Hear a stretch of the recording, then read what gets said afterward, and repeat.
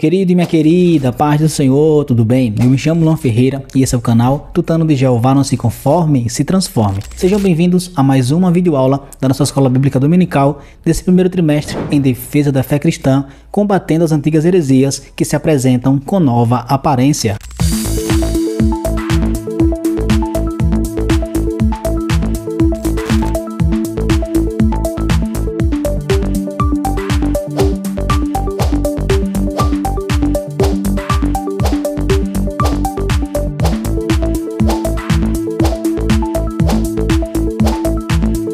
E nós iremos estudar a lição de número 12, a igreja tem uma natureza organizacional. E nós chegamos à nossa penúltima aula. Pois é, passou tão rápido. E o que você achou dessas aulas? Deixa aqui no comentário. E se você perdeu a nossa lição anterior, pode vir aqui no card e conferir como foi a nossa aula. E você que ainda não é inscrito no canal, se inscreva, curta, comenta, compartilha. Só assim o YouTube vai entender que este conteúdo ele é relevante. Sim, não esqueça de ativar o sininho, porque assim você será notificado quando as próximas aulas estiverem disponíveis. Então, vamos ao vídeo. Texto áureo: por esta causa te deixei em Creta, para que pusesseis em boa ordem as coisas que ainda restam, e de cidade em cidade estabelecesses presbíteros, como já te mandei. Tito capítulo 1, verso 5. Verdade prática: a igreja é um organismo vivo de natureza espiritual e ao mesmo tempo uma organização. Leitura bíblica em classe. Tito capítulo 1, verso do 1 ao 9. Paulo, servo de Deus e apóstolo de Jesus Cristo, segundo a fé dos eleitos de Deus e o conhecimento da verdade que é segundo a piedade, em esperança da vida eterna, a qual Deus, que não pode mentir, prometeu antes dos tempos dos séculos, mas a seu tempo manifestou a sua palavra pela pregação que me foi confiada, segundo o mandamento de Deus, nosso Salvador. A Tito, meu verdadeiro filho, segundo a fé comum, graça, misericórdia e paz da parte de Deus, Pai, e da do Senhor Jesus Cristo, nosso Salvador. Por esta causa te deixei em Creta, para que pusesses em boa ordem as coisas que ainda restam, e de cidade em cidade estabelecesses presbíteros como já te mandei. Aquele que for irrepreensível, marido de uma mulher, que tenha filhos fiéis, que não possam ser acusados de dissolução, nem são desobedientes. Porque convém que o bispo seja irrepreensível, como despenseiro da casa de Deus, não soberbo, nem iracundo, nem dado ao vinho, nem espancador, nem cobiçoso de torpe ganância, mas dado à hospitalidade, amigo do bem, moderado, justo, santo, temperante, retendo firme a fiel palavra que é conforme a doutrina, para que seja poderoso tanto para demonstrar com a sã doutrina, como para convencer os contradizentes. Apresentação da lição. Nesta lição estudaremos a perspectiva bíblica a respeito da natureza orgânica e organizacional da Igreja de Cristo. Esta é, ao mesmo tempo, um organismo vivo e uma organização constituída de múltiplos ministérios, a fim de que a causa do reino de Deus seja atendida. Por isso, a partir do ensino bíblico a respeito da natureza da Igreja, teremos a oportunidade de refletir sobre o contexto atual que muitos procuram negar a natureza organizacional do corpo de Cristo, como se houvesse uma impossibilidade de conjugar organismo e organização. A igreja é uma instituição divina criada por Deus e edificada por Cristo para ser um testemunho vivo do reino de Deus dentro deste mundo. Por isso, essa instituição torna-se tanto orgânica quanto organizacional. Sua origem não é deste mundo, mas sua atuação se encontra exatamente neste mundo. Objetivos da lição. Número 1. Analisar a atuação pastoral de Tito na ilha de Creta. Número 2. Reconhecer a institucionalidade bíblica da igreja. E número 3. Dialogar com a realidade atual a partir do texto bíblico. Introdução. A Bíblia apresenta a igreja como o corpo espiritual de Cristo, um organismo vivo com suas reuniões em torno do Senhor Jesus e suas ordenanças. Por outro lado, é também uma organização, congregação ou assembleia com sua forma de governo. A presente lição pretende mostrar a natureza organizacional da igreja. Tópico 1. Tito e as igrejas na ilha de Creta. Subtópico 1. Tito. Subtópico 2. O pastor de Creta. E subtópico 3. Creta. Subtópico 1. Tito. O apóstolo escreveu a Tito, estando ele em Nicópolis, na costa oeste da Grécia, ou mais provavelmente a caminho dessa região, pois ele afirma: deliberei invernar ali, e não aqui. Como as epístolas a Timóteo, a de Tito traz importantes diretrizes para os pastores em todos os lugares e épocas. Tito é chamado de verdadeiro filho do apóstolo, capítulo 1, verso 4. Expressão que o apóstolo também usa para Timóteo, 1 Timóteo, capítulo 1, verso 2. Tito era grego, Gálatas capítulo 2, verso 3, convertido provavelmente em Antioquia. Seu nome não é mencionado em Atos dos Apóstolos, mas aparece 9 vezes em 2 aos Coríntios, 2 em Gálatas capítulo 2, verso 1 e 3, uma em 2 Timóteo capítulo 4, verso 10, e na epístola que lhe fora destinada, que traz o seu nome. Foi companheiro do apóstolo Paulo em suas viagens missionárias e ajudou o apóstolo em Roma, 2 Timóteo capítulo 4, verso 10, e em Nicópolis, Tito capítulo 3, verso 12. Lembrando que eu não leio os textos mencionados para que esse vídeo não fique muito longo e enfim também se torne cansativo para você. Mas você pode pausar este vídeo e conferir texto por texto. Lembra que mencionei sobre Tito em uma de nossas primeiras aulas? Pode vir aqui no card e conferir. Os judaizantes queriam obrigar a Tito a se circuncidar, porque agora ele aceitou a fé cristã e eles queriam que agora quem aceitou a fé cristã aceitasse também ou seguisse a lei de Moisés. Paulo bateu de frente e não deixou. Alegaram até que Timóteo se circuncidou ou seguia as leis, porque Timóteo, enfim, também era judeu. Mas Tito, ele não era judeu, ele era grego, por isso não tinha obrigação nenhuma. Subtópico 2, o pastor de Creta. Foi instituído pastor da ilha de Creta pelo apóstolo Paulo para colocar em boa ordem as coisas que restam e também para estabelecer presbíteros de cidade em cidade. Os relatos de Atos omitem esse trecho do itinerário de Paulo. Ele passou por Creta durante a sua 4ª viagem, da condição de prisioneiro com o destino a Roma, no local chamado Bons Portos. Atos capítulo 27, verso 8. Pelo que parece, não foi nessa ocasião que ele deixou Tito em Creta. Perceba bem que Paulo ele presta atenção num todo daquela região e vê que aqueles homens eram problemáticos, glutões, eles eram iracundos, eram homens que davam muito problemas. Por isso que Paulo fala que presbíteros precisavam ser homens diferentes daqueles que habitavam naquela região. Subtópico 3, Creta. Em 67 a.C., Roma anexou a ilha de Creta ao seu império, unindo-a a Cirene, no norte da África, nos termos da Líbia, como uma só província. A situação espiritual de Creta era desanimadora porque a igreja estava desorganizada, e o grande descuido no comportamento daqueles crentes é denunciado no capítulo 2. Parece que o relaxamento espiritual era consequência de um desleixo natural, que era característica dos cretenses. Tito capítulo 1, verso 12 e 13. Outro problema ali é que havia judaizantes rebeldes, mercenários e provocadores de divisão. Tito capítulo 1, verso do 10 ao 16. Pois bem, Paulo vê a dificuldade daquela igreja, pois eram influenciados por causa da região e queria agora colocar Tito como homem referência para instruir os demais homens para serem diferentes daqueles que eram daquelas regiões. A sinopse do primeiro tópico: o apóstolo Paulo coloca Tito como pastor em Creta para cuidar das demandas organizacionais e orgânicas da igreja. Ampliando o conhecimento. Contexto histórico. Em sua viagem a Roma, Paulo havia visitado originalmente a ilha de Creta, a sudoeste da Ásia Menor, no mar Mediterrâneo, como prisioneiro. Atos capítulo 27, versos 7 e 8. Posteriormente, depois de ser libertado de seu primeiro período de aprisionamento em Roma, Paulo voltou a Creta com Tito e trabalhou durante um breve período em seu ministério ali. A seguir, Paulo incumbiu Tito de continuar trabalhando com os cretenses para organizar igrejas. Capítulo 1, verso 5. Enquanto ele continuava a viagem à Macedônia. Conferi 1 Timóteo capítulo 1, verso 3. Alguns tempos depois, Paulo escreveu esta carta a Tito, instruindo-o a concluir a tarefa que ambos haviam iniciado. Paulo provavelmente enviou a carta por meio de Zenas e Apolo, que estavam viajando por Creta. Capítulo 3, verso 13.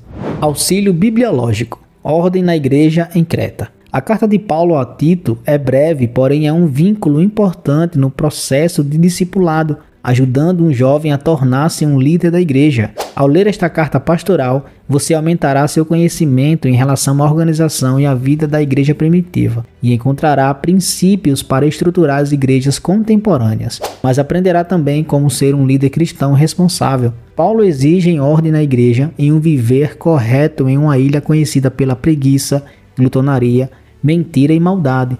Os cristãos devem ser autodisciplinados como indivíduos e devem ser ordeiros como pessoas que formam um corpo, a igreja. Precisamos obedecer a esta mensagem em nossos dias, quando a disciplina não é respeitada ou recompensada pela nossa sociedade. Embora outros possam não apreciar nossos esforços, devemos viver uma vida íntegra, obedecer ao governo e falar com prudência. Devemos viver unidos e pacificamente na igreja e sermos exemplos vivos de nossa fé para a sociedade contemporânea. Tópico 2. A institucionalidade bíblica da igreja. Subtópico 1. A instrução paulina. Subtópico 2. Igreja como instituição. Subtópico 3. Organização. Subtópico 1. A instrução paulina.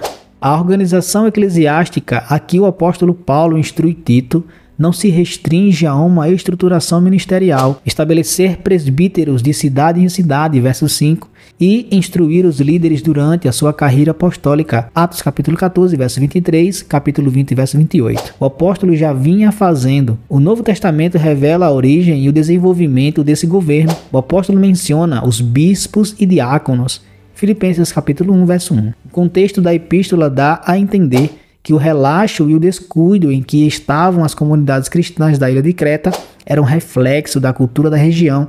Tito capítulo 1, verso 12. Isso está além de um problema meramente ministerial. A igreja é um ajuntamento de pessoas, por isso é necessário a organização.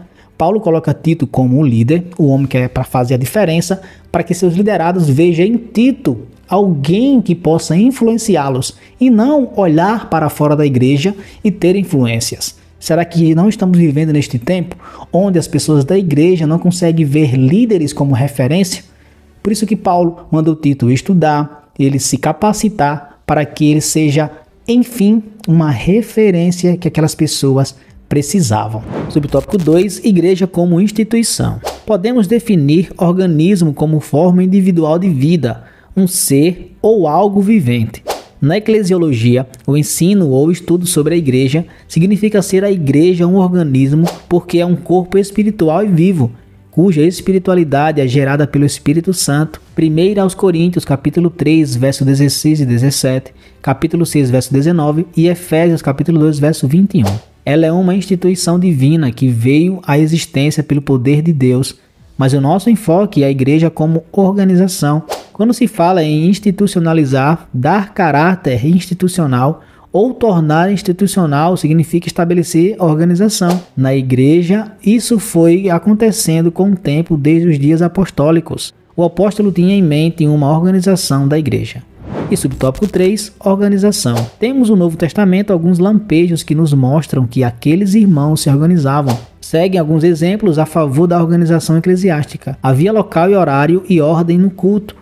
1 aos Coríntios, capítulo 14, versos 26 e 40. Reunião de ministério para a consagração de presbíteros, segundo o contexto da época de uma igreja emergente. Atos, capítulo 14, verso 23. Foi realizado um concílio que nós diríamos uma convenção para tratar de assuntos doutrinários. Atos, capítulo 15, verso 6. As igrejas dispunham de serviços sociais para atender as famílias economicamente fragilizadas. Os capítulos 8 e 9 de 2 aos Coríntios tratam do assunto. Romanos capítulo 15, verso do 25 ao 27. Havia na igreja de Corinto o que hoje chamaríamos de comissão de ética. 1 aos Coríntios capítulo 5, verso do 2 ao 5. E também tesouraria. 1 aos Coríntios capítulo 16, verso do 1 ao 3. A carta de recomendação era mais como um documento, um recurso para garantir a origem, a identidade das pessoas. Romanos capítulo 16, verso 1 e 2. Então essa questão da igreja como organização ou uma igreja que tem liturgia não é uma invencionice nossa. Está na Bíblia, confira aí os textos que eu mencionei. A igreja já tinha carta de recomendação, já tinha tesouraria, serviços sociais. Agora é a questão, tem igrejas que colocam a liturgia acima das pessoas. Ou se você fizer algo ou não fizer algo da liturgia, você estará pecando. Isso não tem nada a ver. Mas a igreja precisa sim ter uma organização, ter uma liturgia que nos leve a adorar a Deus. E isso sim louva a Deus, porque Deus é um ser organizado. A sinopse do segundo tópico: a igreja é uma instituição divina que demanda uma organização institucional. Auxílio bibliológico: a ida de Tito para Creta. Tito, um grego, era um dos cooperadores mais confiáveis de Paulo. O apóstolo Paulo enviou a Corinto em várias missões especiais para ajudar a igreja em suas dificuldades, segundo aos Coríntios capítulo 7, verso 8.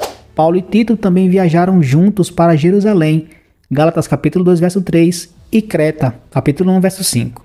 Paulo deixou Tito em Creta para liderar as novas igrejas que surgiram na ilha. A última vez que Tito é mencionado por Paulo é em 2 Timóteo capítulo 4, verso 10. A derradeira carta registrada de Paulo. Tito tinha habilidade de liderança, então Paulo deu-lhe a responsabilidade de liderar, exortando-o a usar bem sua habilidade. Paulo havia designado presbíteros em várias igrejas durante suas viagens.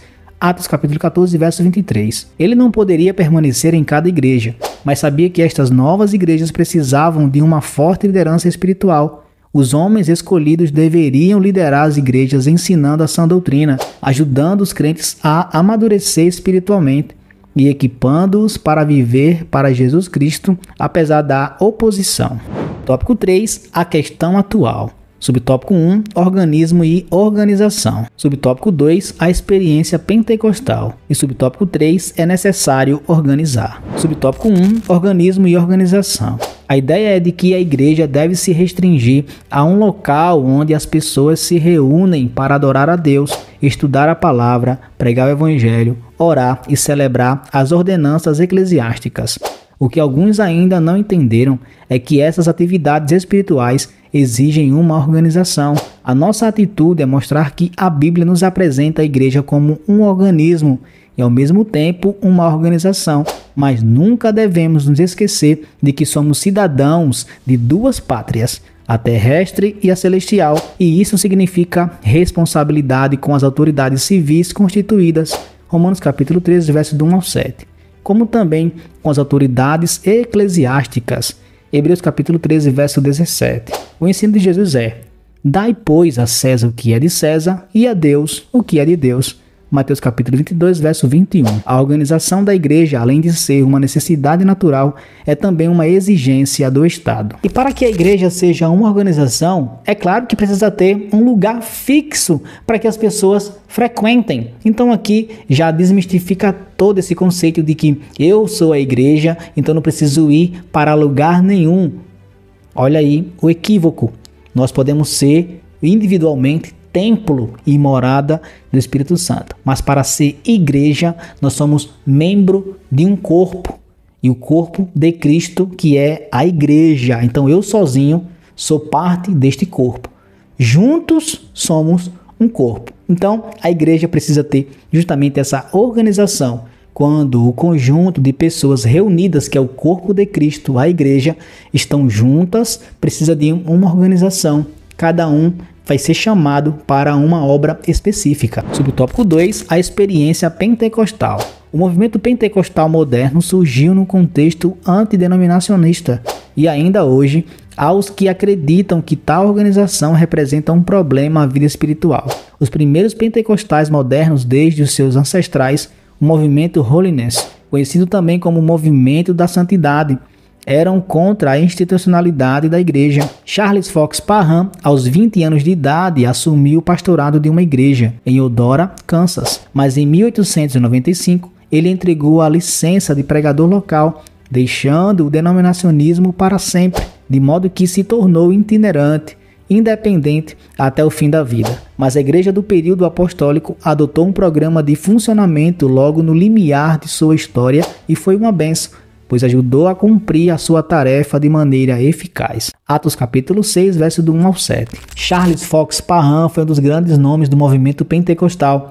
Através dele, William Seymour ouviu a palavra, foi batizado com o Espírito Santo. Daí veio o grande avivamento da Rua Azusa, mas ele preferiu abrir mão da instituição, da organização, para viver sua vida de pregador itinerante. Alguns anos atrás, era até moda aqui no Brasil. Homens deixavam a sua igreja para viver aí, Brasil ou mundo afora, pregando. Mas isso é um erro gritante. Precisamos ser, como já mencionei, membros do corpo de Cristo. Precisamos fazer parte também da organização. E subtópico 3, é necessário organizar. Em 1914, alguns dos pioneiros entenderam que havia chegado a hora de rever o sentimento antidenominacionista de Parham e de outros líderes que havia entre os pentecostais da santidade.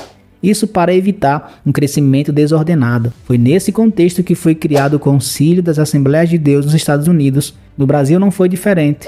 Diante do avanço da obra no Brasil, era necessário estruturar um movimento pentecostal e criar um órgão máximo para manter a identidade e a unidade doutrinária dessas igrejas no país e, dessa forma, trazer solução para as questões de ordem doméstica, interna e externa.